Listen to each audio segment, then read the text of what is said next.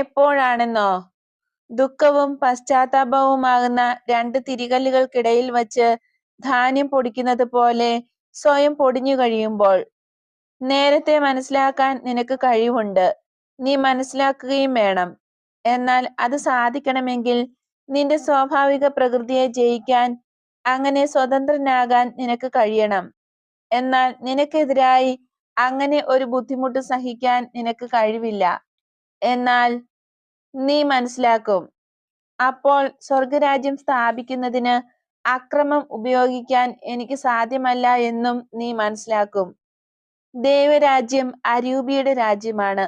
എന്നാൽ ഇപ്പോൾ ഭയപ്പെടുകയും മറ്റും വേണ്ട. നീ ആരെ ഓർത്ത് വിഷമിക്കുന്നോ ആ മനുഷ്യൻ ഒന്നും ചെയ്യുകയില്ല. എന്നെ ഓടിച്ചു വിട്ടു എന്നുള്ളത് മതി അവർക്ക്. എന്നാൽ സിനഗോഗിന്റെ തലവനോട് നടത്തുകാരന്റെ വീട്ടിലേക്കോ